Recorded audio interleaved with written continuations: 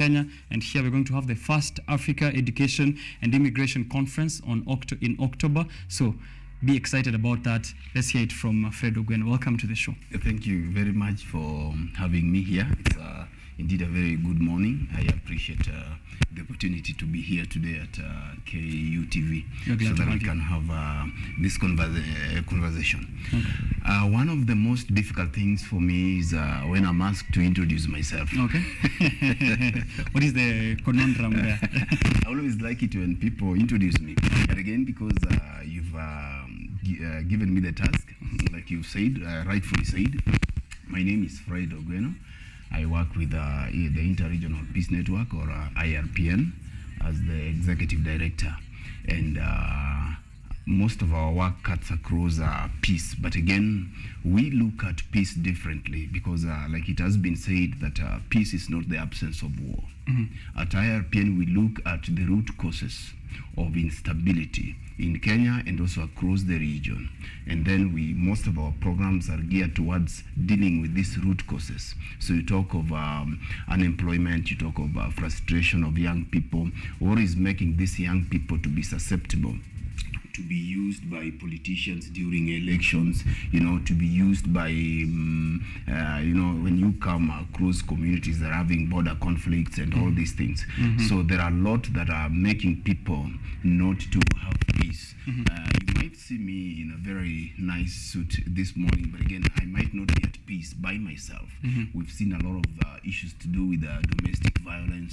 We've seen a lot of the issues to do with seeing people taking their lives. So we look at the root causes to this lack of peace, rather. And you've been doing this from your side. I've been seeing, taking a look at your work and also online, in various platforms that you've been in. 7 years of resilience and dedication that you've worked resiliently and tirelessly to bring change to this community. Maybe just let me quickly take a look at some of those programs and then give you some time to give us a reaction and maybe a breakdown of what that has been. You've talked about, ethnic and political tensions, political violence. You have a program in that capacity building and empowerment. And also here I see policy and governance. There are more programs as well. If you're taking a look at irpn.co.ke, you can follow through with me and see there's also there poverty alleviation. Unemployment is one of the biggest challenges facing most nations, and more than 80%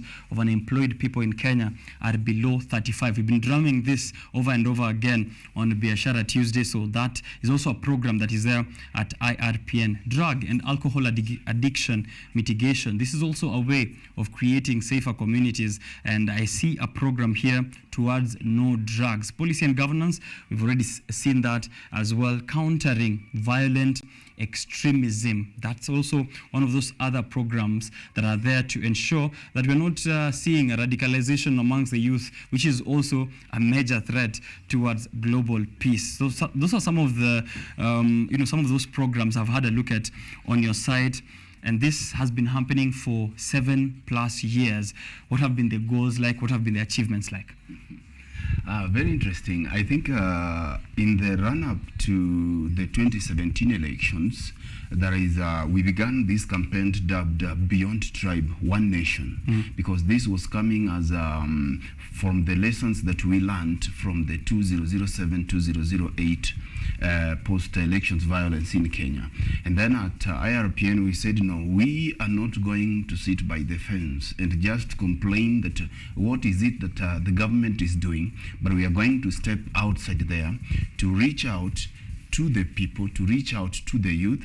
And that is where the Beyond Tribe One Nation campaign was born. I remember in September, we were having the national launch, a very huge one at Serena, with the political leadership, with the civil society leaders. And then after that, we began to go countrywide. I remember we did a very huge training and a conference at Moi University in partnership with the Moi University Peace Institute.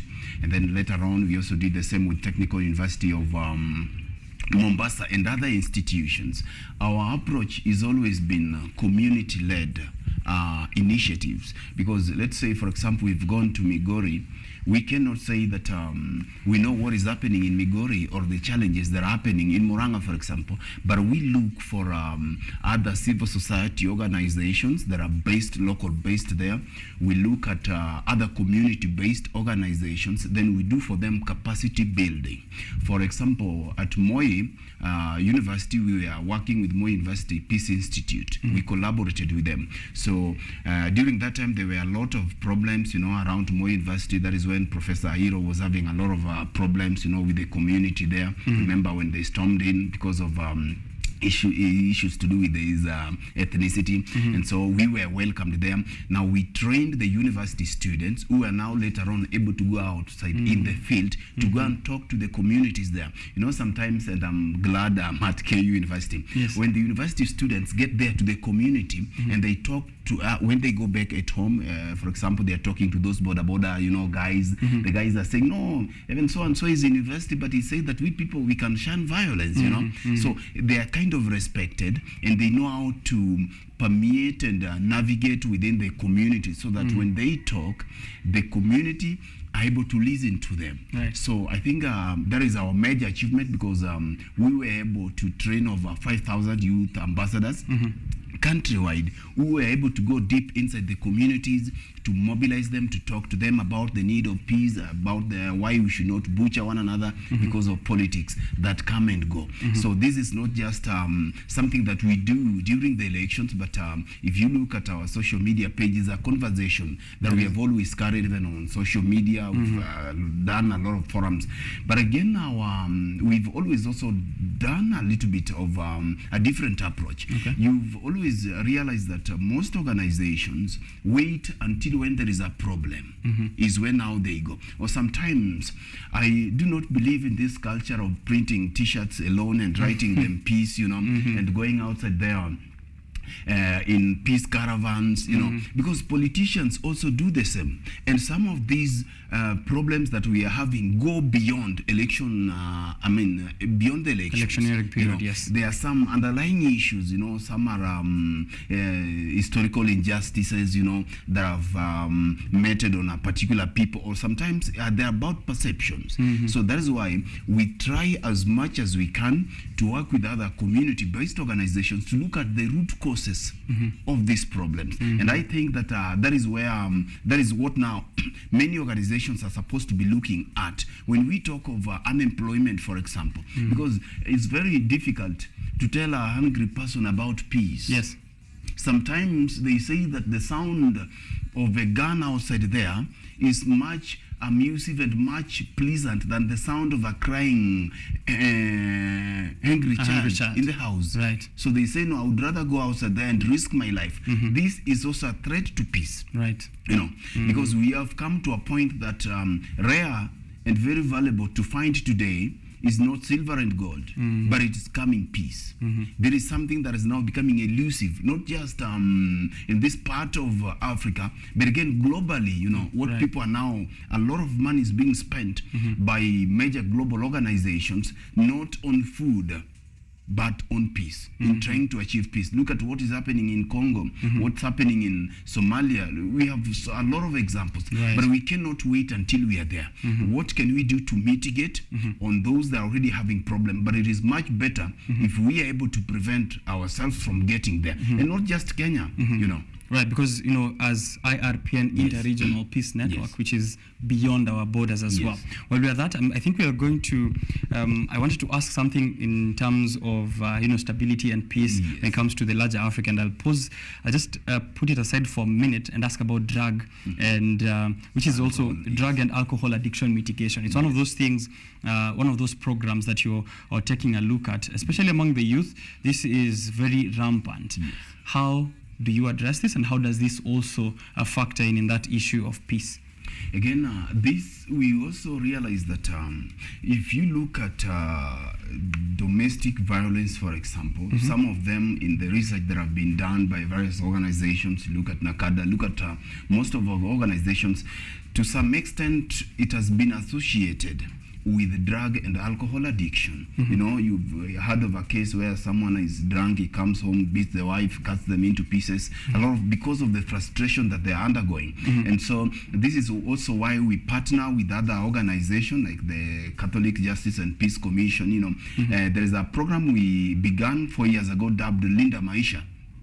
Linda Maisha program is aimed at how can we reach out to, because again, like I said, these things are community based. As IRPN, we cannot say that we are everywhere, and then we cannot say that we can do everything. But when we realize that we have identified an organization or a CBO in a particular area that needs the capacity for them, because they understand what the community is going through on a daily basis. So our approach has always not been directly dealing in this, but we empower other organizations that are dealing directly with this program. So we are able to come out and say, how can we give them the trainings? How can we give them the awareness? Because you realize that where most of the time these people get into these drugs because of the frustrations that they go in life. But even those who are already addicted, we cannot condemn them, you know.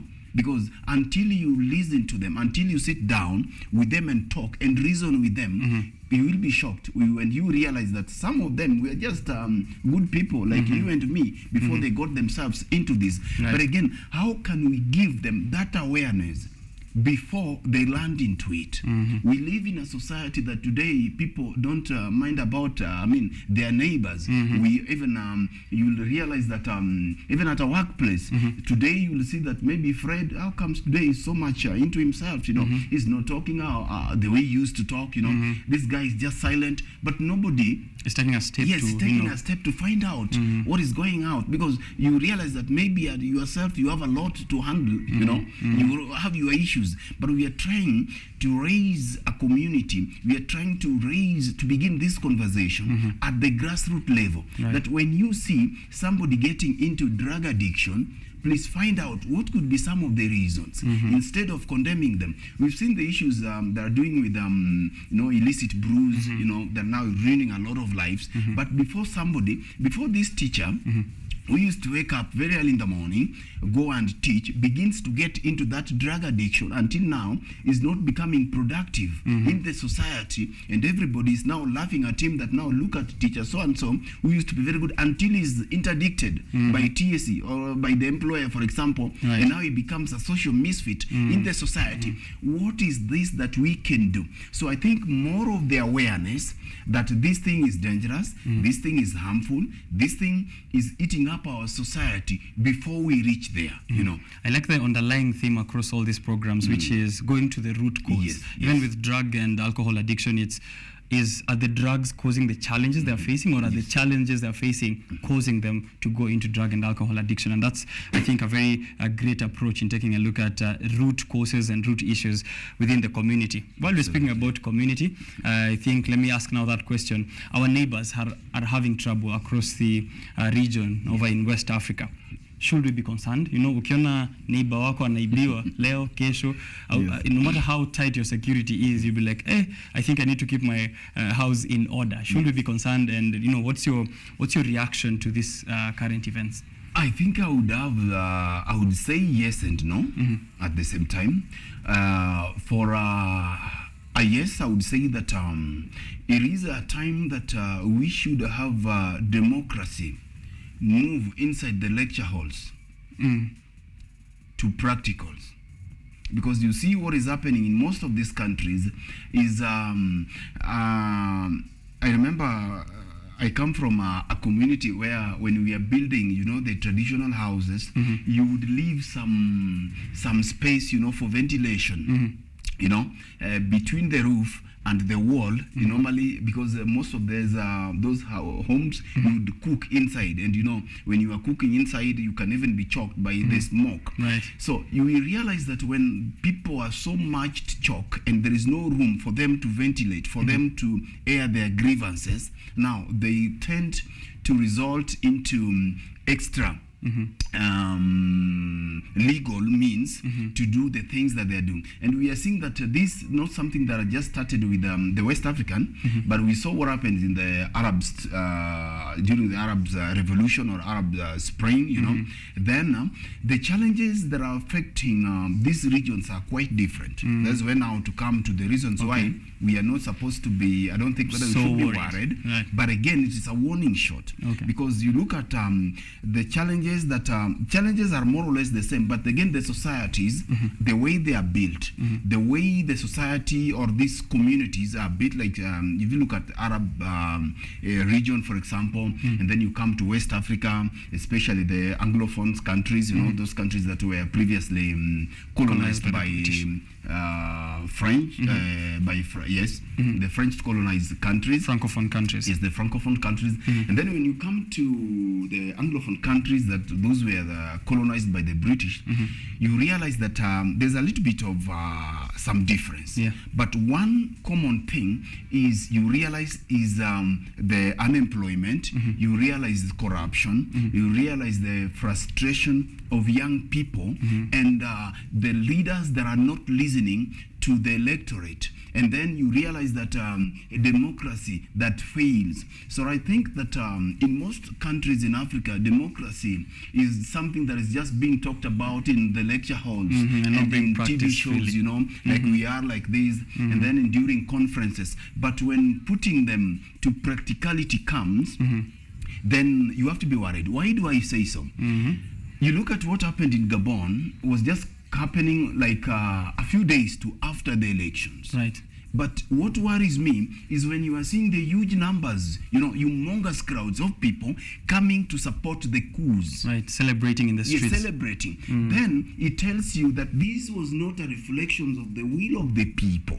Because if the people have spoken and their wishes were actually reflected on the ballots, then they were not supposed to come out in their big numbers. You know, so it means that it is a warning shot to most African countries that if we have chosen the path of democracy, then let us go democratic way.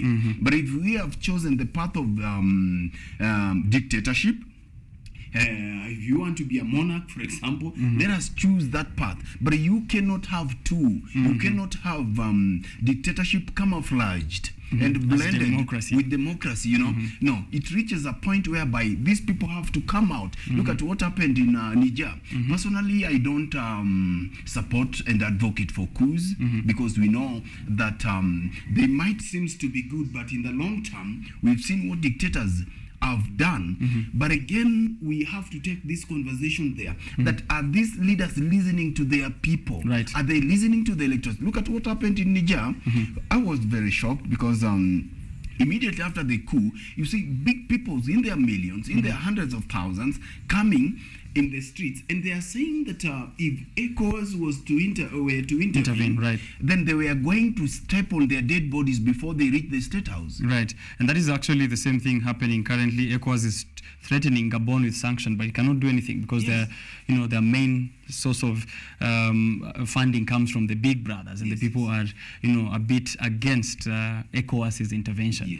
Which means if you stretch people far enough, as you said there, we might not be so worried, but we should take it as a warning shot. If you stretch this so far in coming years, maybe, who knows, the people might be up against the wall, and once you put someone up against the wall, the only way they can do is react violently towards you. And I also think that it is also a warning shot to the so-called big brothers, those who have been speaking democracy, those who have been speaking democracy when it is convenient to them, and also at the expense of their businesses. Because you see the threats that have been coming from France, and all these people, but we see these things happening across there, for a very long time. These so-called big brothers have only wanted democracy to work in their countries, but when it comes to the African countries, it's all about their businesses. So if they were listening, if France was listening to the plight of the people, in this region, I'm sure it might have not reached this level. But you see, there are also the people are saying that we are tired of France, you know, because we are tired of them. And even when they were threatening military intervention, when ECOWAS is threatening military intervention, people are not scared. It would always, the coup leaders, once they realize that they are popular, that people are with them, and they know that there's very little you can do to them, it would have been very much easier for ECOWAS or France to intervene or come in, deal with the coup leaders if they are not backed by the people. But when they are backed by the people, it becomes. So then it comes, whose interest are these multinationals, are these big brothers advocating for? It is time that they also listen to to the people, because you may choose a few leaders here and there to work with, but just for a moment. You may not fool the people for far too long. So I think they need to stop interfering with the elections. I think elections should now begin to have the meaning. Because let me tell you here, there is no way people who have gotten their rights reflected in a democratic elections would support a coup. But again, when you come to this area of, let me say, the angle of countries like Kenya, I don't think maybe what happened, what has been happening here, there would be a little bit of a worry, apart from maybe what is going on in social media, because you know, how we are, our setups and our democracy and our systems are a little bit different. A little bit different. But again, the people are the same. It is happening to African people. It is happening to African countries. So despite that, we are joined together by the black skin. Yes, we are joined together by the challenges that we all go through. So I think the focus should be more in listening to the people and answering to their plight. And now in Nairobi today, from yesterday, today, and also culminating tomorrow, there is a collection of African people, African heads of states, African delegates who are discussing issues here and there, mostly about a sustainable future. And while we are walking the talk in terms of governance on the other side of the world. On this side, we're also trying to talk, about a sustainable future, coming together as Africans and pushing out the big brother who, has been the major cause of climate crisis on this side of the world. What is your general sense of feel when you see these African heads of state discussing sustainability? Do you think now this is also part of our journey towards peace in Africa as a whole? I'm sorry, because I may not like kind words. I may lack kind words to what is happening there, because you know me, I don't know how to pretend. You know, I don't know how to mince words. My words. Yes. That is it. I think what is happening in Kenya, in Nairobi, is new because it is happening for the first time. But in terms of the conversation that has been going on in terms of mitigation of climate change, not much will come from it. I don't think there is much that will come from it, because why do I say so? We are just coming from COP27 that took place in Cairo, and you remember some of the resolutions that come there. A lot of money had been promised to go for loss and damage, yes, loss and damage compensation, without any framework. Until now, we do not know whether there is any framework that has been given for that money, where this money was supposed to come from. Others were saying it would come from Central Bank, from World Bank. And there is no clear commitment. If you look at again, the so-called big brothers, who are the number one emitters of greenhouse gas or the CO2, if we may call it, none of them is coming here in Nairobi. Of course, this is an AU-organized summit, and we know that Antonio Guterres, the UN Secretary General, would be here. But again, look at Africa is a victim. The conversation now, when you come to issues of climate change, is about two issues. One is mitigation, but we know that Africa, we have no capacity to mitigate, because we are not producing these greenhouse gases, as compared as much as to the big brothers who are the industrialized countries that is led by China, number one, when it comes to issues of coal, gas, and all these things. Then the US is there, Germany is there. You will talk of France is there, Canada is there. You know, India is there. These companies, these countries that are producing greenhouse in big numbers. Africa is only producing 4%. So we are a victim. But in terms of management, you see, because look at what's happening when we talk about issues to do with global warming. Africa and the conversation that is taking place in Nairobi will come with very neat resolutions, and they will say that for the first time, Africa is going to speak with one voice. I know that is where they are heading to. Isn't that like a really cliche statement that we've... A statement, Africa but again, who listens to your statement? It depends with who listens to your statement. Right. These people are looking at their interest first, you know. Now they are beginning to talk at this adaptation issues in Africa in terms of businesses. So I think I agree with the sentiment that we are coming from our President William Ruto in terms of talking to the big brothers. But again, it could just be a talk. Right. I mean, what can we do? We've had so many of those talks. So many of those talks. Now we are talking about COP28 that is going to be in the UAE, right. you know, in the next couple of months. But again, until these big brothers begin to take serious commitment, because you see, for them, they are doing mitigation. For us, we are doing adaptation, you know. Until they begin to take serious, because, you know, they just fund the AU issues and this climate here, and then they're just looking somewhere, seated, saying, no, let's wait for what they are going to bring for us. As usual. Right. It has been the usual. Okay. But now, this is at the detriment of the African people who are suffering with these diseases that are associated with issues to do with climate change. Look at our... weather pattern. Things have really changed. Affecting agriculture a lot. Affecting agriculture a lot. Yeah. We have people dying because of drought. We have people dying because of floods, you know. Where right now we've just been warned about El Nino that is coming in some parts of the country. And these are things that are directly associated and attributed to issues climate change.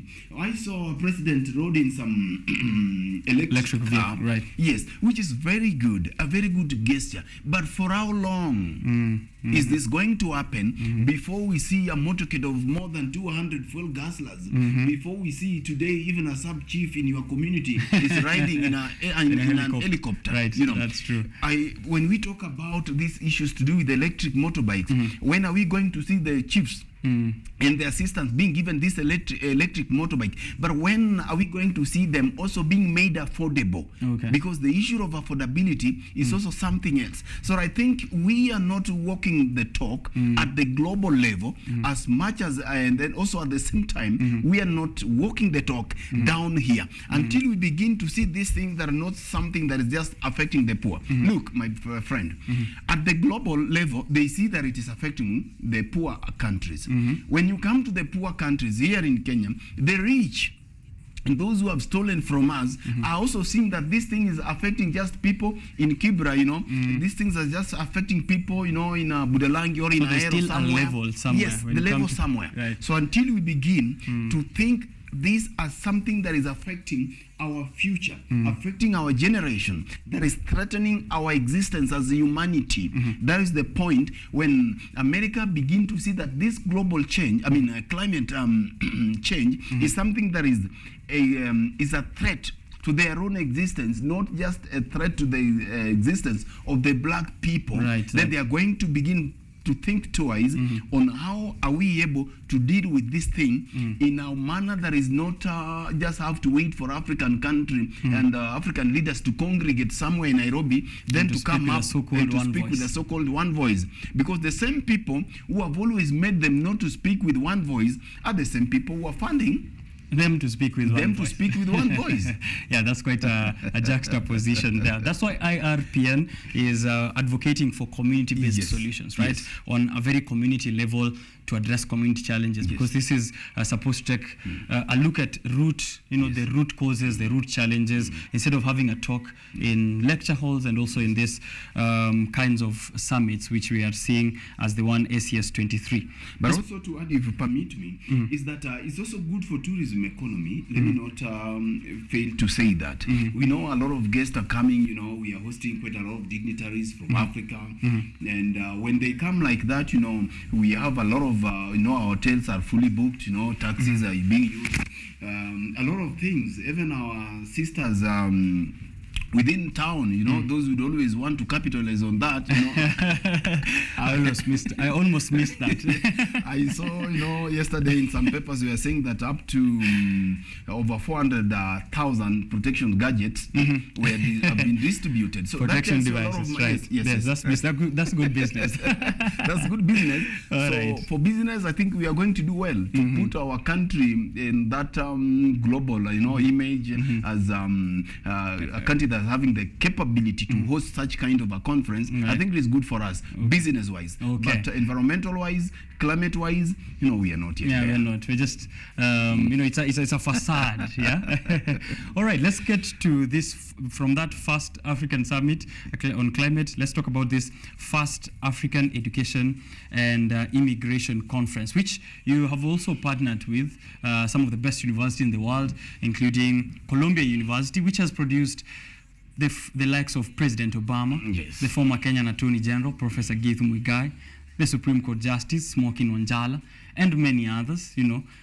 This is an opportunity for young people to come through, those who are interested in higher education, yes, those Kenyans who are interested in employment and business opportunities abroad. Let us know a little bit about the context for this first African Education and Immigration Conference. Why do we need to have it, and what do we expect? Thank you very, very much. I think I would begin with the first. Why do we need it? Because this is coming to solve a myriad of problems that have come from the challenges that various migrants have faced, not just from Kenya, but again from different countries in Africa. And if you have been looking at the conversation globally, we are having issues to do with a lot of conversation to do with issues to do with immigration. And Kenyans and different young people are migrating to other countries. I mean, they are going abroad in their big numbers. If you go to JKIA today, whether they are going for domestic work in UAE, whether they are going to Qatar, whether they are going to Europe, you will realize that there is a sense as if watu ni kama wanahama Kenya. It's a new movement. Yes, it's a new movement. But again, the question is that where are these people moving to? Why are they moving? And what are they going to do? Where they are moving to? Now, we have had a lot of issues to do with the Kenyans who are having challenges abroad. We've seen a lot of Harambes, and M-Pesa pay bills for Kenyans who are going through a lot of challenges in UAE, in Dubai and other countries in the Gulf. But also not just in those countries alone. Even in the US, we've had Kenyans who are being deported back to this country, even to UK, European countries. And there are a lot of migration issues that Kenyans are now going to Canada, Australia. Now, the number one reason why these people move is because of education. A lot of young people are going to Australia and all these countries that I've mentioned to pursue higher education. Right. And the number two reason is employment. These are the major reasons. If you maybe could be having issues maybe to do with the medication, but again, those ones are not major because those who go for those reasons, they're able to come back. But again, those who are going because of education, there has been issues to do with lack of proper and adequate information to these people. And this is what informed us to reach out to some of our partners that you have mentioned, including Columbia University, Harvard University. We have Amnesty International, Bonnet in the in New York City. And then our Interregional Peace Network. We are also having smart data analytics coming from the US, and a host of other organizations that are willing to come and now give this information to the people here in African soil before they get there. because sometimes you may not be privileged enough to have somebody living in the US who can give you that information while you are still here. And a number of people do not have this information, that there are myriads of opportunities. There are quite a lot of opportunities outside there that are sometimes not in the public domain. Sometimes we are not able to read about them so easily. This is what formed us to partner with these institutions or organizations that I've mentioned. We are going to have top experts in the education industries from Columbia universities, from Harvard. They are coming to Kenya for the first time. This conference was supposed to take place in South Africa, but again, we chose Kenya first. And that's why IRPN volunteered to host this conference. Nice. And initially we were looking at having it very big. But again, because it is the first conference, now we are looking up to around 1,000 or 2,000. And these are just to be the people who are going to get the information, then they are able to pass that information to others outside there. So it has always been very challenging when we talk about the issues to do with programs that these universities are having. And this is just going to be a representation of these universities. But we are going to have also other representatives from others that we have not mentioned here, so that they are able to give this information here before you travel, before you go to the United States, before you go to Canada. Also to avoid some of the issues that what we are seeing in Eldoret, for example, whereby people who have been scammed. Yes, scammed, there are a lot of agents, or agencies. Bad actors. Right. Who are now taking advantage of the people, of the young people or parents who would want to see their kids live their dreams. And they go there, a lot of con games going on. So we are trying to create this awareness. Like I was saying, an informed person would make an information out of, would make a decision.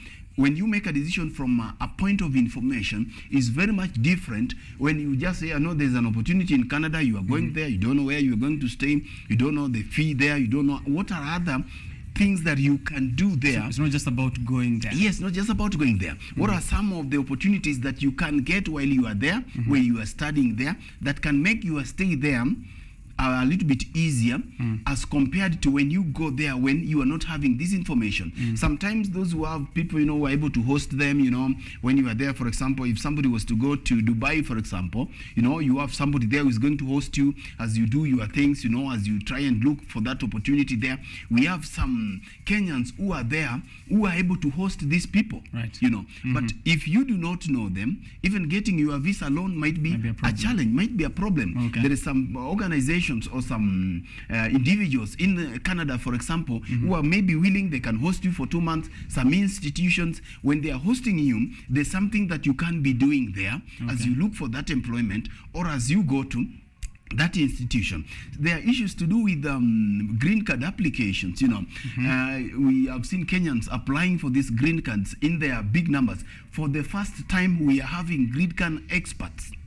Green card experts coming to Kenya to explain for Kenyans how can you apply for these things and in a manner that can increase your chances of qualifying. Because you might realize that somebody who have been applying maybe for the last 20 years but is not succeeded, yet someone applies for the first time, then they succeed.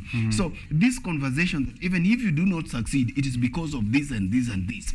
This is now some of the challenges that now this conference is looking forward to have that conversation. Actually, it's going to be a conversation. Why are we seeing young people moving outside there? What are these opportunities that are available that we do not know that these opportunities are available? And then they are also in which country? What are the requirements of specific countries? You might realize that some people go to these countries from, for example, in the US, they don't understand the laws, that are governing those countries. They go behave the same way, maybe we behave here. They find themselves in jails, for example. And we have a lot of Kenyans, because of not understanding the culture and the laws of those countries, they have found themselves on the wrong side of the law. What I usually tell people is moving from Kenya to the US or to any other part of the world is like moving from your rural village to Nairobi. Yes. It won't be the same. It's not Yes. a success assured outcome that you'll get to Nairobi. Yes. Fika hapo CBD, pesa inakuta, kazi imejaa hapo inakungoja. You might find there are different laws, there's a different way of operating, and you need to be very aware Yes. of this kinds of environment. I also like that improvement of communication between Kenyans who are in the diaspora and those who are here to help each other Yes. in trying to navigate that kind of move and beating those immigration challenges. Let's talk about business and job opportunities. You've mentioned, a couple of those institutions which are going to be there, Harvard, Columbia, and these are all higher learning institutions. What about in the area of jobs and business? Maybe someone is 35, 40, and what they want to do is go do, some employment or go start a business. Yes. Is there an opportunity for that kind of conversation? Oh, very good. That's a very good question. Now, there is an opportunity for that, and you realize that there are a lot of opportunities, like we are saying, but sometimes finding this information, there are a lot of Kenyans who are doing very well. I mean, when it comes to businesses, the other time during the World Cup in Qatar, we are seeing Kenyans who are doing very nice, very good job there. Others have opened African restaurants there. If you go to USA, you'll find Kenyan restaurants there. You'll find Kenyan businesses doing well in the hotel industry, in different industries that are there. Others are going even for work. But again, what has always been the challenge, as we are saying, is lack of information. What are areas that you can easily find, because there's what we call low-hanging fruits. There are areas that you realize that if you go for a country, for example, you realize that the locals in that country are not very much into. Like if you were to offer African food or Kenyan food in Dubai, for example, Ama mutura in China. in China might not work. So you need information. Yes, information. And then you look at which area do we have more Kenyans, which areas do we have more Africans who would be interested in that ugali. Because there are people, there's a time I was in Ethiopia for some time. And there is when I was there, it reached a point that I was just yearning to find that ugali ni finye kidogo to my friend. Yes. You've eaten all those their food, until you are just yearning to come home. And there is just Ethiopia here, Ethiopia here. So that's a business opportunity. That's a business opportunity. How many Kenyans are we having in Ethiopia? If you were to have a restaurant whereby you can find that you are kaumena and yes, because Murenda on the side. And Murenda on the side, and people would be coming there in big numbers. So we are also going to have experts in business areas, for example, who are coming now to tell these people, because you cannot just imagine from Kenya. When you are imagining from here, it's like you are imagining how heaven looks like. You're imagining about the throne of God, and the streets of gold. Yes, the streets of gold, But until you are there, then you will realize that wanasemanga vitu ni tofauti kwa ground. Yes. Wanasema kwa ground vitu ni tofauti. Mambo different. Yes. So when you are there and you find an expert, because we are having legal experts from Canada, from US, who are coming to address legal issues when it's come to opening up businesses, when it's come to trading, so that you do not realize that you've taken a loan, imagining that things are going to be good from there, or somebody conned you realize that you got somebody there, maybe an American, because you realize most of those countries have regulations that before you start a business, then you must have a citizen of that country to partner with you. You cannot just go to some of those countries, then you are able to start up your business. But also, sometimes also you might also find other institutions that you can work with who are doing the same thing as you are thinking of opening yours, so that you're able to get the business. Because even sometimes in a matatu industry, you realize that most of people who have come, good businessmen in the matatu industry, were makangas or they were manambas, because walijua how the business is. They understand the business. So by the time he's buying his own matatu and putting it on the road, he knows all the tactics, how to work with the police on the road. When you meet them in the morning, you've already calculated. I'm not saying that we do what they're doing, but again, it's the understanding of the business of environment time, which is necessary. Is what's happening. Yes. Understanding of the business that you are likely to get involved. So these experts are coming here for this conference to give this information while you are still here. so that you do not get your investment, you do not get your money and get in that country, for example, then you realize that things are different in the ground, and they'll also be able to work with you. You know, once we've interacted, we'll also, after the conference, we'll be having a dinner whereby now the participants are able to interact freely, because you realize that some of the experts that we are bringing, and it's a one-day conference, they might not be able to package all that information. But after that, we are going to have a dinner, you know, going into the night, where now you're able to interact with some of these top professors, top legal minds, top business, you know, moguls from these countries. You are able now to share with them some of their successes. Others are also willing to partner with Kenyans who are willing to go and start up these businesses there. So you're able to interact with them, but again, you are interacting with someone whom you have known, you have met, you've talked with, as opposed to somebody whom you maybe you are just seeing online, and then when you get there, you realize things are very different. So I'm going to at this point ask about the audience that you're seeking to have at this conference. One, I'm sure it's a lot of youth, of course, who are supposed to come up to this and take advantage of this opportunity. But also, is there a chance that someone might get a scholarship, someone might get a an opportunity here and there? Any expected outcomes as those? You can let us know at this point, and if it's free for those who want to participate, or what is the criteria for those who might want to attend? Oh, very good. Allow me to begin with the issue of the audience. Who are we expecting to come for this conference? Once we are expecting those who are seeking forward to move to these countries for the reasons that I've mentioned earlier. One, for education purposes, those who are seeking forward to looking to go and further their studies, to look for opportunities to go and study in these countries. So those who are already maybe doing undergraduate programs, they want to go and do their master's programs or their PhD. Others are having diplomas, they want to go and they do their undergraduates or even diplomas in some of these colleges, others in nursing, in different field, you know, because this is why we are bringing different universities representatives here, so that they'll also be telling Kenyans about, and not just Kenyans who are coming. We have participants coming from Uganda, we have participants coming from Rwanda. That's why we call it African. Africa. Yes. People are coming from Ghana, people are coming from Cameroon, people are coming from various countries or different countries in Africa. So one, those who are looking forward to go there for the purposes of education, but again, it is also education with employment. You know, what is it that you can be doing during your time? I mean, you are pursuing your education, but is there something you can also be doing alongside your education, so that you do not have your parents to maybe sell their shamba here back at home to keep supporting you for upkeep there?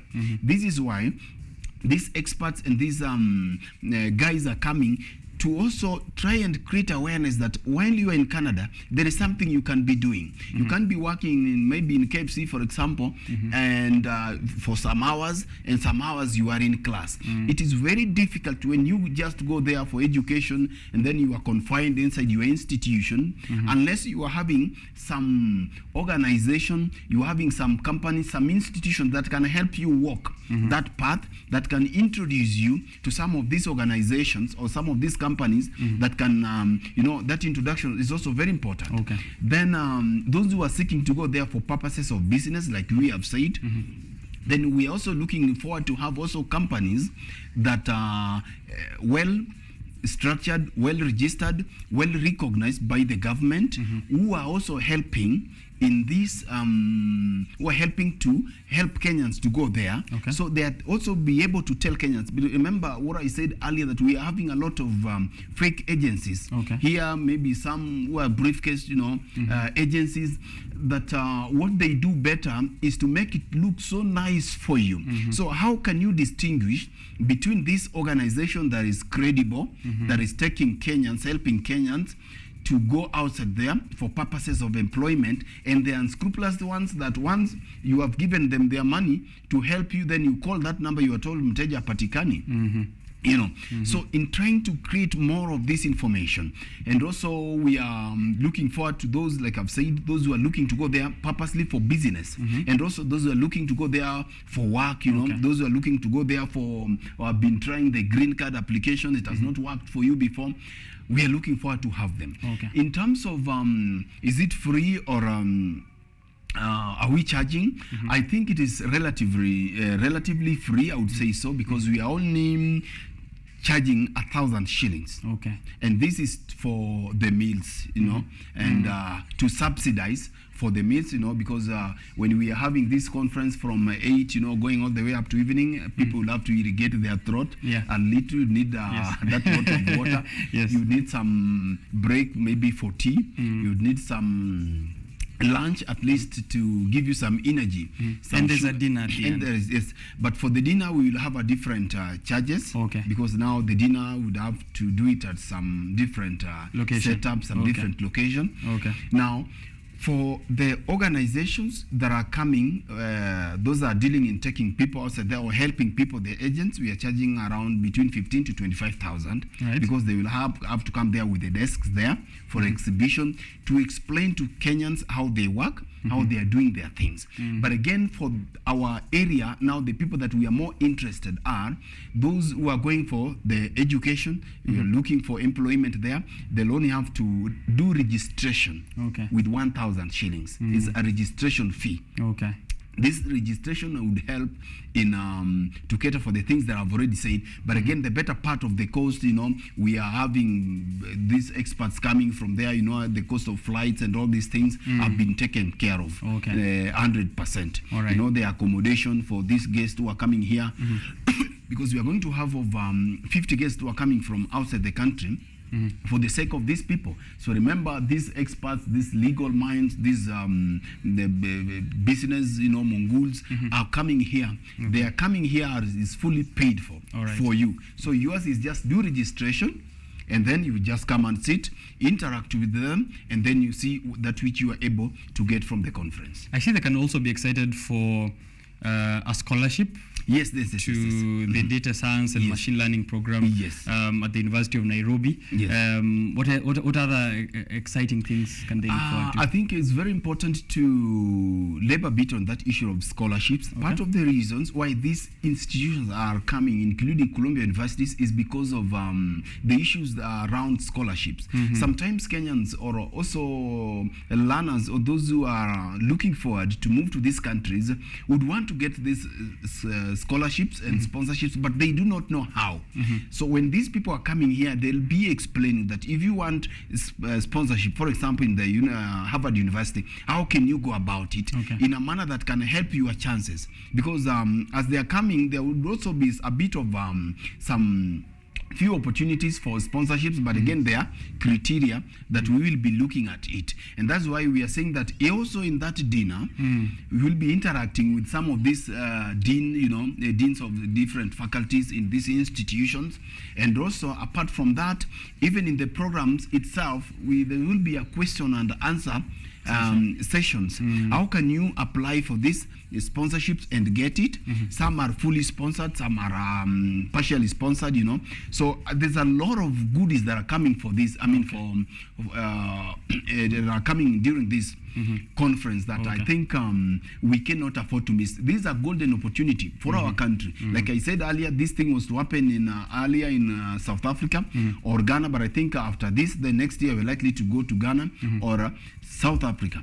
So when it's coming here in Kenya, While it's still home, let's take advantage of it. we have to take advantage of it, because such kind of opportunity, they rarely come. Imagine all these big people have been paid for, their flights, their accommodation, everything, just to come and meet you, and all you need is to do a registration with 1,000 Kenyan shillings, and then you get all this information that you cannot go to the US, you cannot go to Canada, you cannot go to United Arab Emirates to find it there, because you know of the hurdles that are there. All right. Finally, let's. I think we could display the list of speakers on the screen, and maybe you could give us also a rundown, maybe of some of them. I see PhD scholars in these institutions who are going to speak here, like Professor Nathalie Pierre. Pierre, I hope I'm pronouncing it correctly. PhD, Howard University. Yes. I see Professor Nancy Adosi there. That's from Canada all the way. From the State University of New York, USA, Professor Betty Wambui.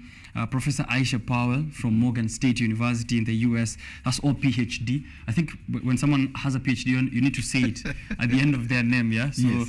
I see also others, as you said, deans of various faculties there and other institutions. So you can be excited, as you can see there on the screen, and you'll know that the wealth of experience and the wealth of experts here is going to be useful for you. Any last word about the speakers? So that now we can invite people kabisa sasa wakuje. Thank you. I think you've enumerated more about the speakers. We cannot mention all of them, but I think those that you have mentioned there are the top speakers. But we are having very interesting speakers coming. Some we have not put there. People who have done different innovations, because it's also about innovation. What is it that you can do differently? I like telling people that we are all wired differently. There is that which you can do that you are the best at. That art. And, we are all talented. The only difference is that areas of talent. I've always told people that even thieves are talented. It's only that they're using their talent wrongly, because a stupid person cannot organize and go and rob a bank online and successfully rob. If we are able to tap that talent like they have done in other countries, and we make good use of them, and this is why we are having this conversation here. What can we do with the best that we are having, with the best minds that we are having, that these countries are looking forward into, tapping. So we are having quite a lot of very interesting guests. I think some I would leave so that you also looking forward to it. We are also having some guests locally here, very some of our own who have done very amazing job. Good works in different areas. When it comes to business, who have succeeded. Also, we have Kenyans who have succeeded in setting up very successful business outside the country. We have Ugandans who have succeeded in establishing very interesting and very big business in other countries. They are also coming to speak to us in their journey, telling us about their journey. We are having one of our very own, Nico Gutu, who works with Amnesty International in Bronx, who has done quite a lot of amazing job with Safari Yangu. Safari Yangu is an immigrant organization that is formed by Kenyans, by Africans who are living abroad. And every year, they organize for safaris, for trip to Africans, to different African countries where they are going back to look at their origins, where they came from, like, because we look at, what happened to most Africans, immigrants, some went there, our forefathers. Yeah. They come just 2 years, last year in December, they were here, they went to, Fort Jesus in Mombasa and all these things where Kenyans were being, taken there as slaves, they are being, the holding camps, So it's a very interesting, so it's also going to give that opportunity to interact with Kenyans who are living abroad, who have succeeded. So it's quite a lot of interesting things that we are going to see. All right, thank you very much, Fred Ogweno. Fred Ogweno is the Executive Director of Interregional Peace Network. irpn.co.ke is what you should be checking out as we have been having this conversation. But remember, the conference that we've been talking about, the first African Education and Immigration Conference, will be happening at the Kenya Institute of Special Education, Kasarani, Nairobi, Kenya, 6th of October 2023. 1,000 Kenyan shillings only for registration. So please be there or be square, and you can check out the website, which is at SAIECON. Am I pronouncing that correct? So that is SAIECON.net.